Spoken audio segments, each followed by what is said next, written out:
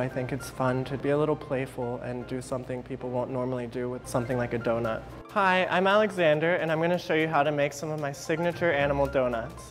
So you'll start with your dry ingredients, your flour, sugar, salt, baking powder, baking soda. You'll whisk those all together.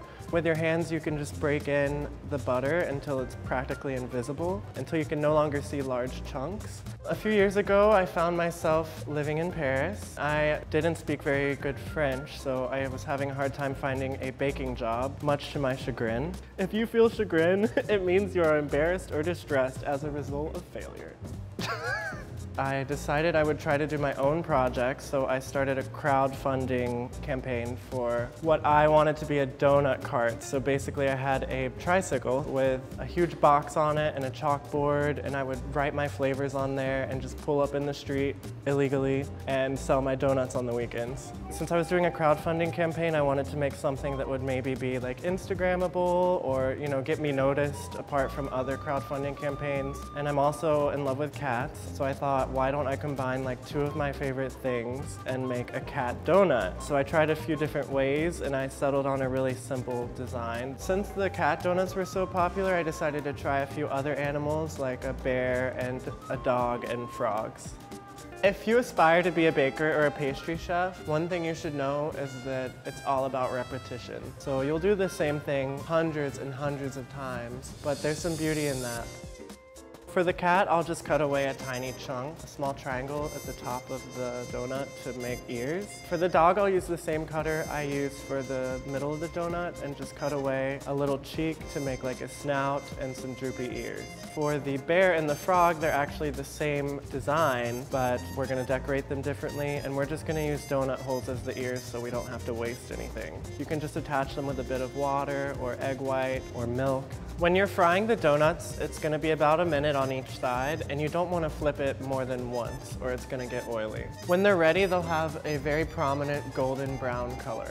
So I'm gonna make just a classic vanilla glaze with some powdered sugar, honey, and milk. Make sure you sift your powdered sugar for the glaze or it'll end up clumpy. You can flavor it with anything like fruit juice, and you can color it any color you want it to be. When I began baking several years ago, I always thought like a donut was super hard to make and it was like the mark of a good baker, which is not necessarily true. It is scary to fry them, but they're pretty easy to make, especially cake donuts. You don't even need a mixer. The first time I made donuts, I actually forgot sugar. So when I went to fry them, they were basically biscuits. Oops.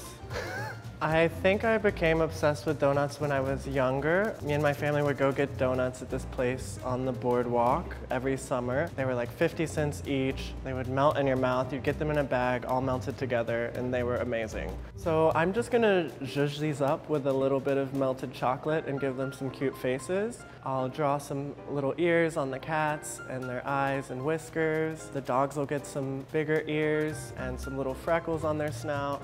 The bears will fill in their ears, just little circles, and give them a little smiley face. And then the frogs, we'll use a little more white glaze to make like an eyeball, and then we'll wait for that to dry before we put a little more chocolate on there. We're gonna do a smiley with the chocolate also, and with some of the leftover pink glaze, I'm just gonna pipe some small tongues on them. My favorite part about making donuts is giving them to people and seeing the look of joy on their face.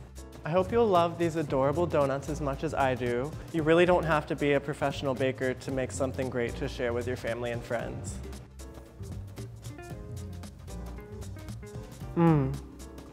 So good. Oh, yes!